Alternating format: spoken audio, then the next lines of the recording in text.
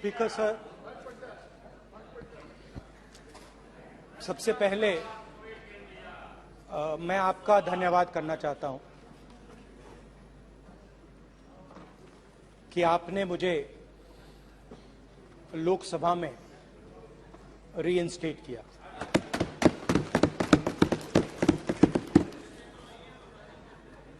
और पिछली बार जब मैं बोला तो शायद मैंने आपको थोड़ा कष्ट भी पहुंचाया, क्योंकि मैंने इतनी जोरों से अदानी जी पे फोकस किया कि जो आपके सीनियर नेता हैं शायद उनको थोड़ा कष्ट हुआ। तो वो जो उनको कष्ट हुआ,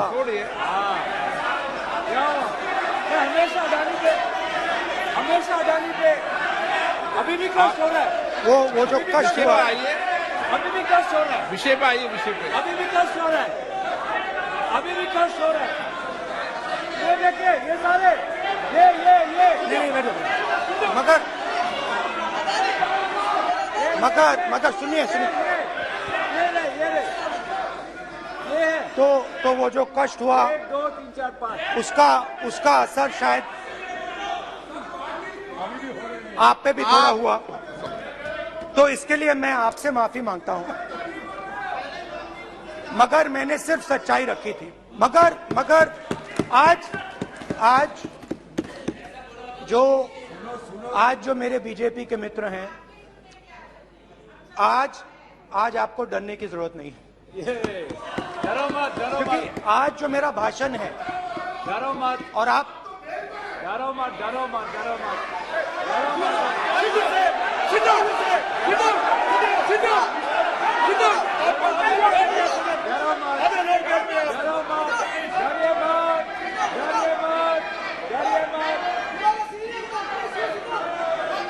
स्पीकर सर, अरे बैठे ब्रदर।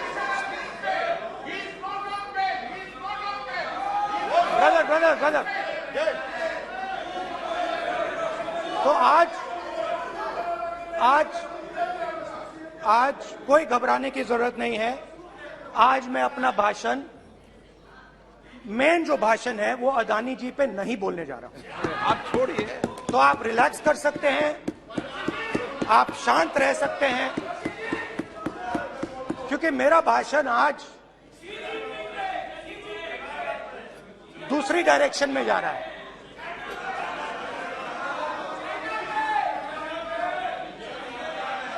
रूमी ने कहा था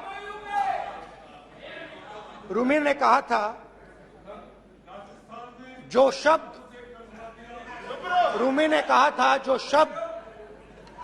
दिल से आते हैं वो शब्द दिल में जाते हैं।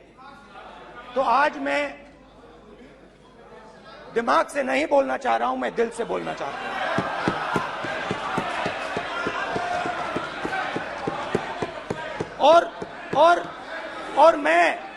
और मैं आज आप लोगों पर इतना आक्रमण नहीं करूंगा। मतलब एक दो गोले जरूर मारूंगा, मगर इतना नहीं मारूंगा। तो आप रिलैक्स कर सकते हैं। डरिए मत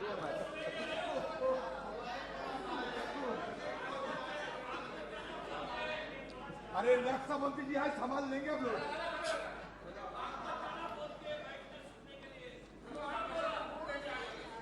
पिछले साल 130 दिन के लिए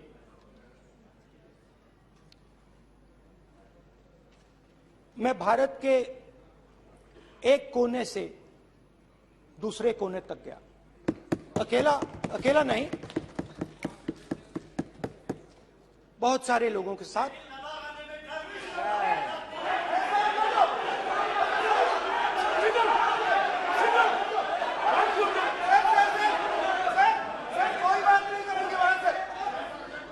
सर, ये हमारा टाइम खत्म करने का साजिश है। प्रधानमंत्री बोलेंगे ऐसे ही हो गया सर। अरे समय निकलने जबरदस्ती समुद्र अधीर अधीर अधीर समुद्र के तट से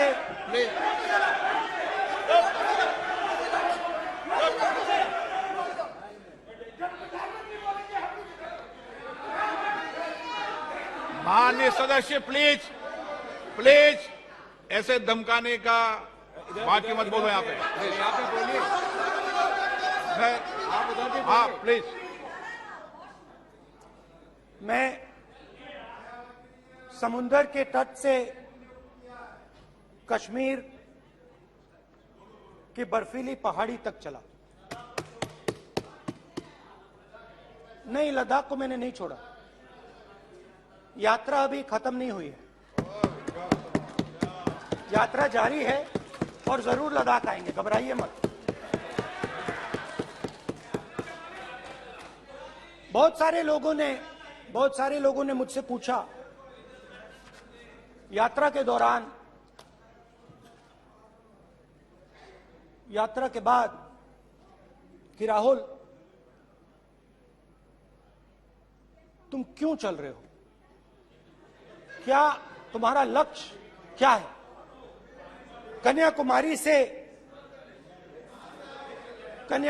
से कश्मीर तक क्यों जा रहे हो।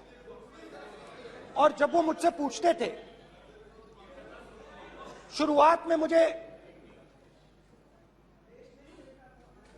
मेरे मुंह से जवाब नहीं निकलता।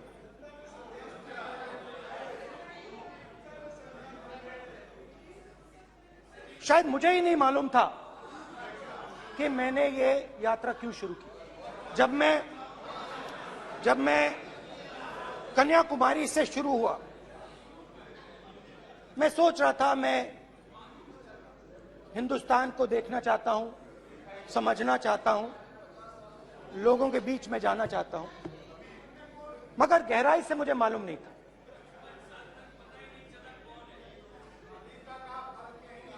थोड़ी देर में मुझे बात समझ आने लगी।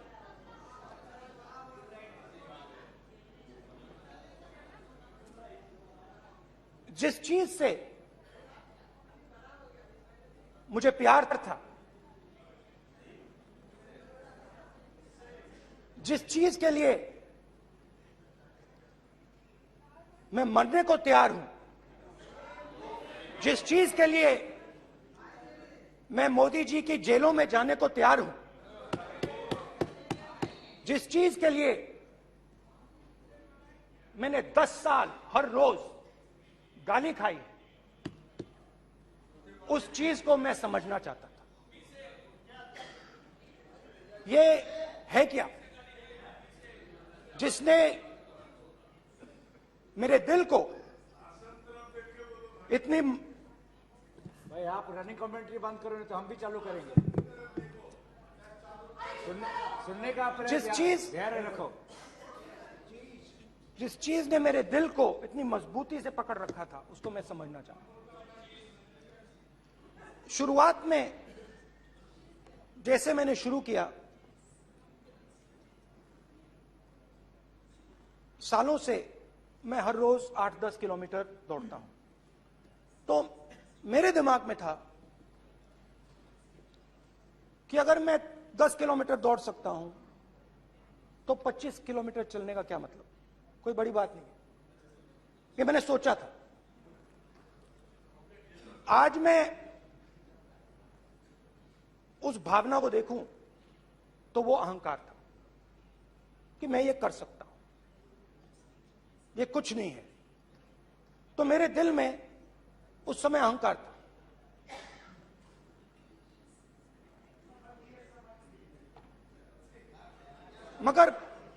मगर भारत अहंकार को एकदम मिटा देता है, 1 सेकंड में मिटा देता है। तो हुआ क्या, 2-3 दिन में मेरे घुटने में दर्द शुरू हो गया। पुरानी इंजरी थी और जबरदस्त दर्द। हर रोज मैं उठूं और मेरे घुटने में दर्द, हर कदम में दर्द। तो पहले 2-3 दिनों में जो अहंकार था, जो मतलब भेड़िया जो निकला था, वो चींटी बन गई एकदम।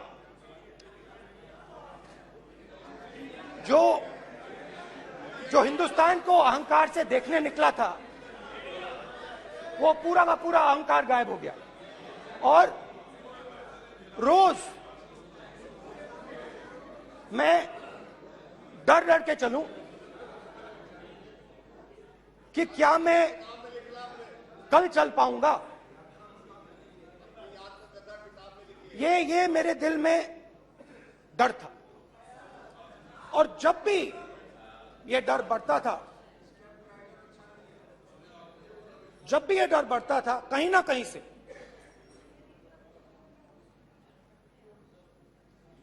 कोई ना कोई शक्ति मेरी मदद कर देती। एक दिन मैं सह नहीं पा रहा था, एक छोटी सी लड़की आती है, मुझे चिट्ठी दे देती। मैंने चिट्ठी खोली, 8 साल की थी, उसमें लिखा था, Rahul, I am walking with you, don't worry.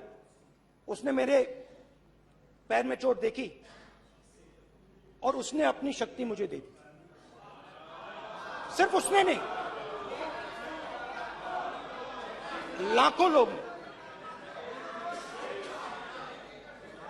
और शुरुआत में जब मैं चल रहा था, कोई किसान आता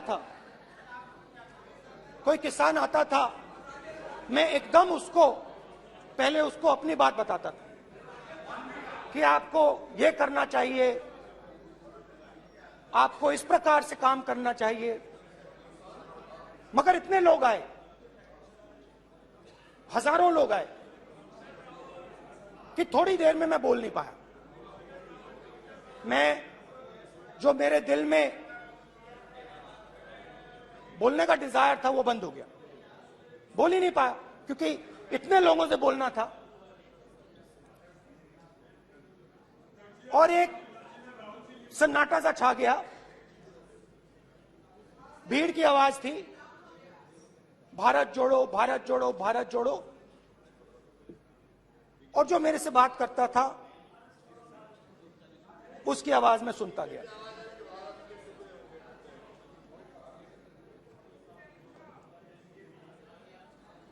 हर रोज सुबह 6 बजे से रात 7-8 बजे तक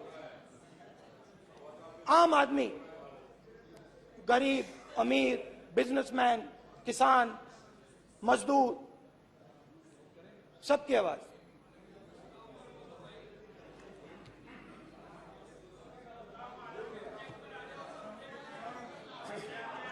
आ रहा हूं।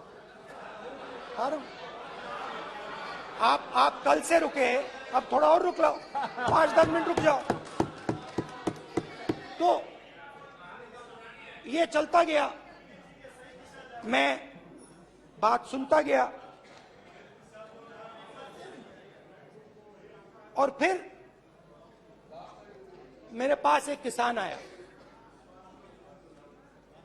और किसान ने हाथ में रुई पकड़ी हुई थी, और उसने मुझे कहा, अध्यक्ष महोदय, उसने मुझे कहा, मेरी आंख में देखकर उसने मुझे अपना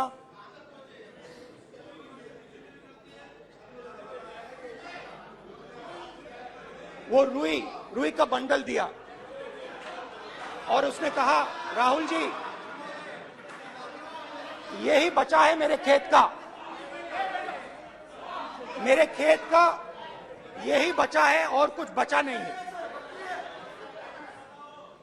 मैंने उससे, जो मैं नॉर्मली सवाल पूछता था, भैया आपको बीमा का पैसा मिला, वो पूछा। बीमा का पैसा मिला, वो पूछा। और किसान ने मेरा हाथ पकड़ा। किसान मुझे कहता है कि नहीं राहुल जी, मुझे बीमा का पैसा नहीं मिला, हिंदुस्तान के बड़े उद्योगपतियों ने वो मुझसे छीन लिया। मगर इस बार बड़ी अजीब सी चीज हुई। जब मैंने किसान को देखा और वो मुझसे बोल रहा था, तो जो उसके दिल में दर्द था वो मेरे दिल में आया। जो उसके आंखों में शर्म थी जब वो अपनी बीवी से बात करता था, वो शर्म मेरी आंखों में आई। जब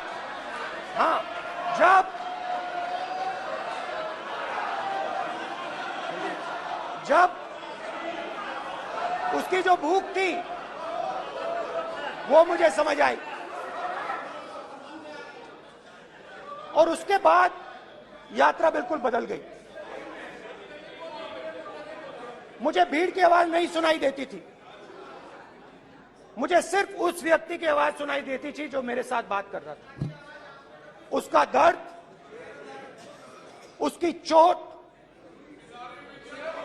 उसका दुख, मेरा दुख, मेरी चोट, मेरा दर्द बन गया।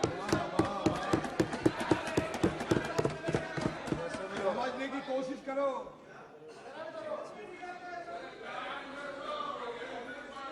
भाइयों और बहनों,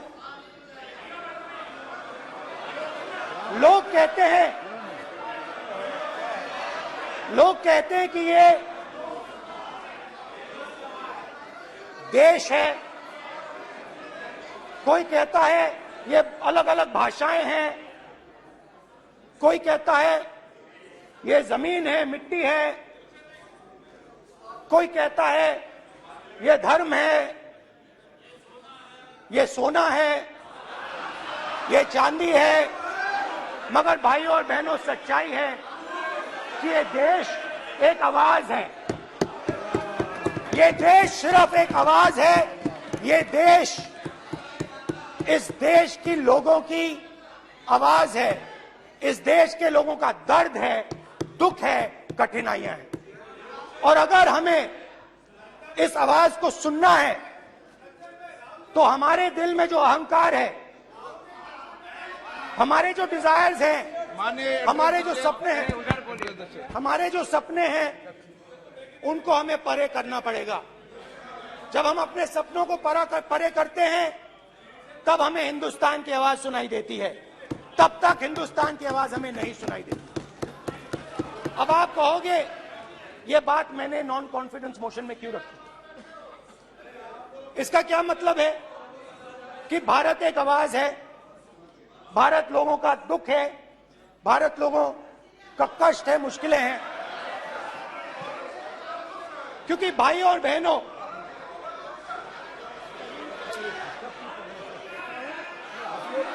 अध्यक्ष महोदय, अब पूरा सूद समेत जवाब तुमको मिलेगा। पूरा सूद समेत जवाब देंगे सर।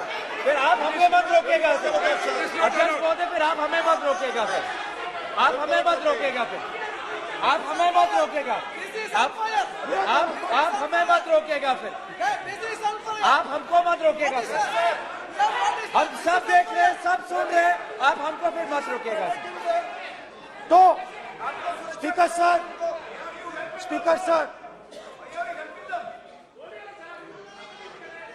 भारत एक आवाज है। भारत इस देश के सब लोगों की आवाज है। और अगर हम उस आवाज को सुनना चाहते हैं, हमें अहंकार को, नफरत को मिटाना पड़ेगा। स्पीकर सर, कुछ ही दिन पहले मैं मणिपुर गया। हमारे प्रधानमंत्री नहीं गए, आज तक नहीं गए, क्योंकि उनके लिए मणिपुर हिंदुस्तान नहीं है।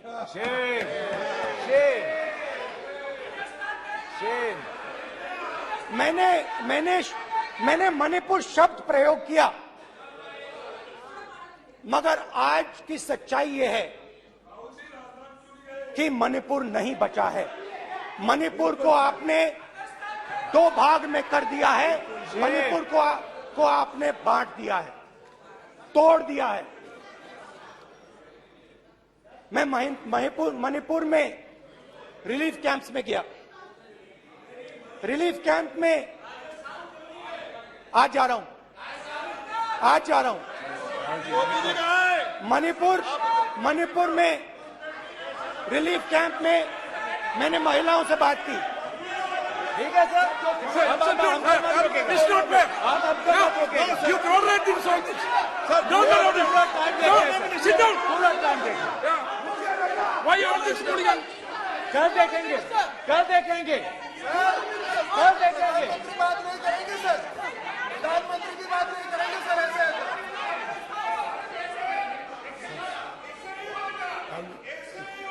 सूद समय मैं जवाब मणिपुर मिलेगा। गया और मणिपुर के कैंप्स में मैंने महिलाओं से बात की, बच्चों से बात की, जो हमारे प्रधानमंत्री जी ने आज तक नहीं किया। एक महिला मुझे कहती है, मैंने उनसे पूछा, बहन क्या हुआ आपके साथ? What's this? एक एक मंत्री बोल रहे हैं, कल आप बोले एक एक मंत्री खड़े होके बोल रहे हैं, एक एक मंत्री खड़े होके ऐसे कर रहे हैं। एक एक मंत्री खड़े होंगे तो पूरे सांसद खड़े होंगे यहाँ पे, पूरे सांसद खड़े होंगे यहाँ पे। बैठे नहीं है, चुपचाप करिए। कल पूरे सब खड़े होंगे, पूरे सब खड़े होंगे। कल कांग्रेस पार्टी ने पूरा देश खड़ा होगा आपके खिलाफ, तो पूरा देश कल आपके खिलाफ खड़ा होगा। मैं बहुत सारी महिलाओं से बात किया, मगर मैं आपको दो उदाहरण देना चाहता हूं। एक महिला मुझे कहती है, मैंने कहा क्या हुआ तुम्हारे साथ? कहती है, मेरा छोटा सा बेटा, महिला का सम्मान करें प्लीज, ये सम्मान। एक ही बच्चा था मेरा, एक ही बच्चा था मेरा, मेरे सामने, मेरे आंखों के सामने उसको गोली मारी है। मैं पूरी रात, आप सोचिए, आप अपने बेटे के बारे में, बेटों के बारे में सोचिए, मैं पूरी रात उसकी लाश के साथ लेटी रही। झूठ नहीं, झूठ आप बोलते हो, झूठ मैं नहीं बोलता हूं। मैं पूरी रात उसकी लाश के साथ लेटी रही और फिर मुझे डर लगा, मैंने अपना घर छोड़ दिया, जो भी मेरे पास था वो मैंने छोड़ दिया। मैंने उनसे पूछा, कुछ तो लाई होगी? कहती है, नहीं, सिर्फ मेरे जो कपड़े हैं ये मेरे पास हैं। और फिर इधर उधर ढूंढती है और एक फोटो निकालती है और मुझे कहती है, यही मेरे पास अब बची है।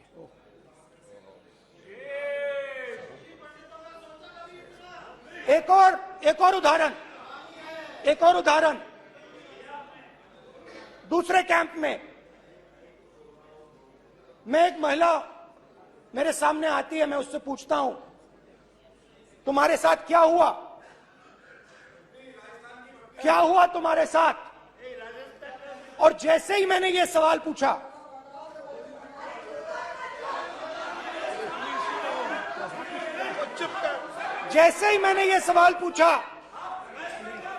आप महिला का दर्द नहीं सुन सकते, महिला का दर्द नहीं सुन सकते, महिला का दर्द सुनने का आपका धैर्य नहीं है, महिला का दर्द नहीं सुन सकते, महिला का दर्द नहीं सुन सकते।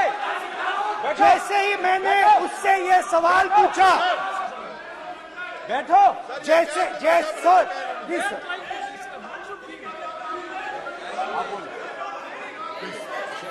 शर्म करिए, शर्म करिए।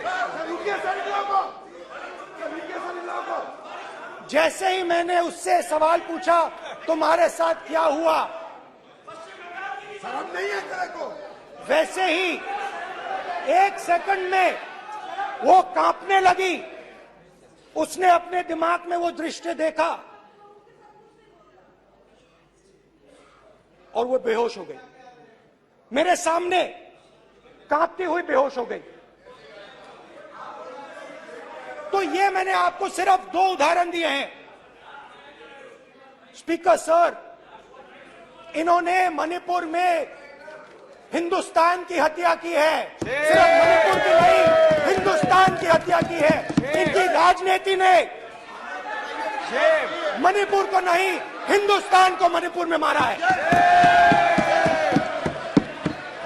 हिंदुस्तान को कत्ल किया है, हिंदुस्तान का मर्डर किया है मणिपुर में।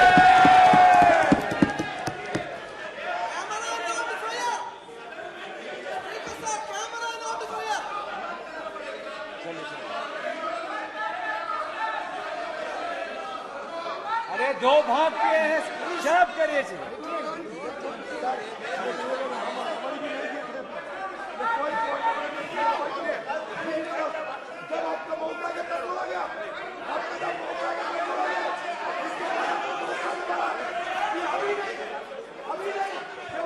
माननीय सभी सदस्यों से कहूंगा शांति रखें, प्लीज प्लीज। मणिपुर, हाँ क्या बोल रहे हैं? अब बोलिए। एक अरे भाई क्या बात है?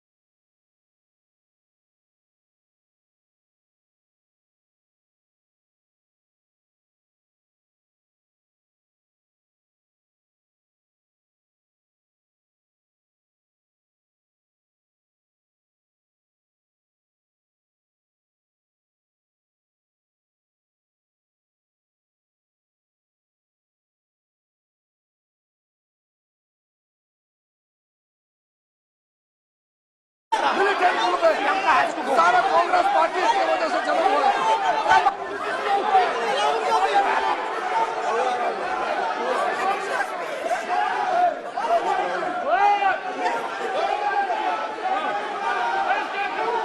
ओके, बैक आ जाओ, बैक हेमंत, सबको पीछे ले आओ। बैक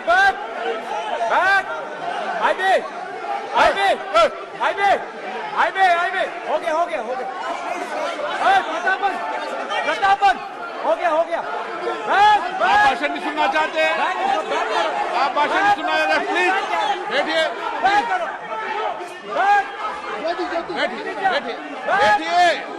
प्लीज बैठिए,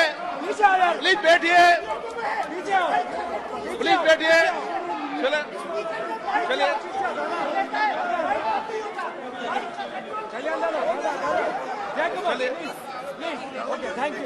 थैंक यू।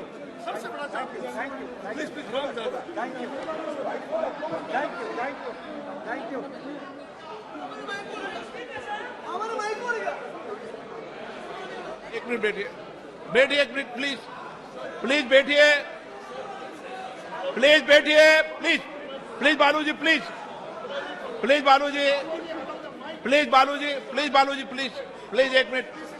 एक मिनट प्लीज बैठिए। माननीय सदस्यगण, ऐसे नहीं सकते। जिस तरीके का व्यवहार आप टेबल पर आकर कर रहे हैं, इस तरीके से सदन नहीं चलेगा। ये तरीका ठीक नहीं है। जब मैंने किसी को कहा है तो कहा है, ऐसे सदन नहीं चलेगा। आप सदन नहीं चलाना चाहते, अलग बात है। आप अपनी बात कहिए, गलत तरीका ये। नो, ऐसे सदन चलने वाला नहीं है। जो माननीय सदस्य टेबल पर आए उनके खिलाफ कार्रवाई होगी। प्लीज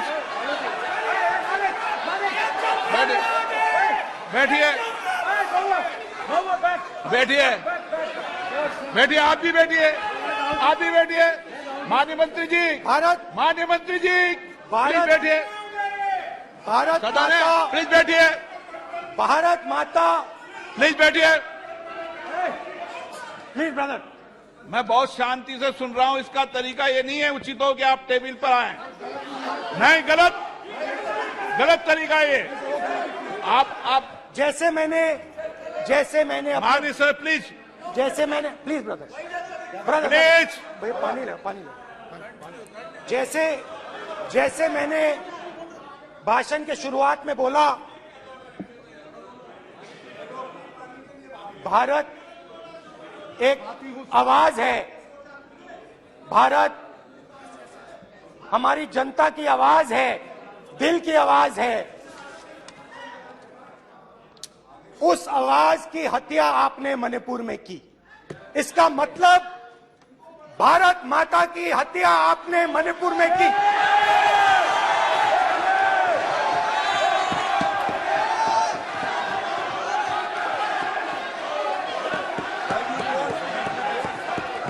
भारत माता को आपने मणिपुर के लोगों के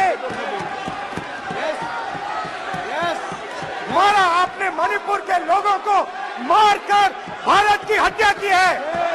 आप देशद्रोही हो, आप देशभक्त नहीं हो, आप देश प्रेमी नहीं हो, आप देशद्रोही हो। आपने देश की हत्या मणिपुर में की। प्लीज एक मिनट प्लीज बैठिए, प्लीज बैठिए। अब सवाल आप उठता है, बैठना चाहते नहीं बैठना चाहते, आप बैठना चाहते नहीं बैठना चाहते, इसीलिए आपके प्रधानमंत्री नहीं बैठना चाहते मणिपुर में नहीं मैं जा आपको सकते बैठिए आप, हैं, क्योंकि उन्होंने प्लीज देश की हत्या की है। मणिपुर में हिंदुस्तान की हत्या की है, भारत माता की हत्या की है। मणिपुर के लोगों के दिल में। प्लीज एक मिनट बैठिए आप, एक तो मिनट सवाल बैठिए, उठता है, एक मिनट बैठिए, एक मिनट आप भी विराजे, आप भी विराजो, आप बैठिए सही, नहीं बैठिए रहने दो आप बैठिए आप प्लीज बैठिए आप प्लीज, आप बोल रहे फिर आप भारत माता के रखवाले नहीं एक हो, मिनट माननीय सर। आप भारत माता के हत्यारे हो। प्लीज माननीय सदस्य प्लीज माननीय सदस्य प्लीज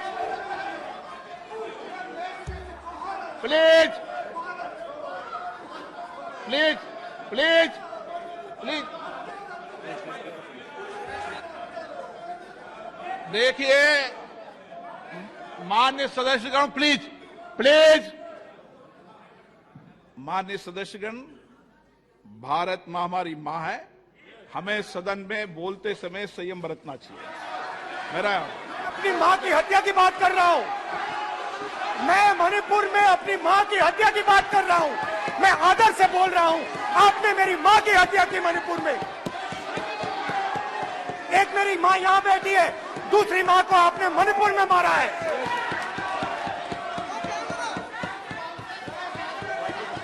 और हर रोज जब तक आप हिंसा को बंद नहीं करोगे, तब तक आप मेरी मां की हत्या कर रहे हो। हिंदुस्तान की सेना मणिपुर में एक दिन में शांति ला सकती है, हिंदुस्तान की सेना का प्रयोग नहीं कर रहे हो, क्योंकि आप हिंदुस्तान को मणिपुर में मारना चाहते हो।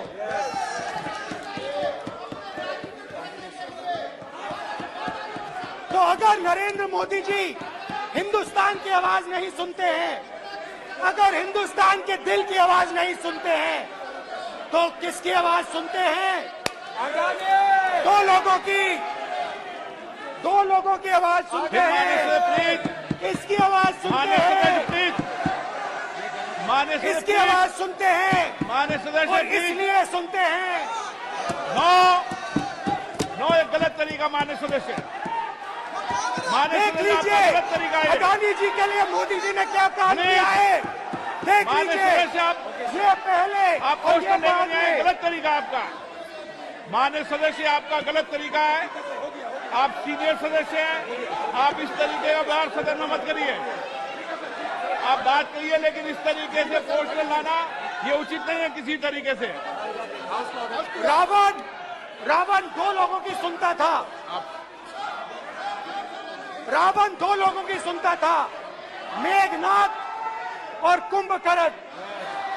वैसे ही नरेंद्र मोदी दो लोगों की सुनते हैं, अमित शाह और अडानी।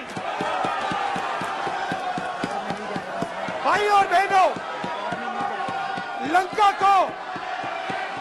को हनुमान ने नहीं जलाया था, लंका को रावण के अहंकार ने जलाया था।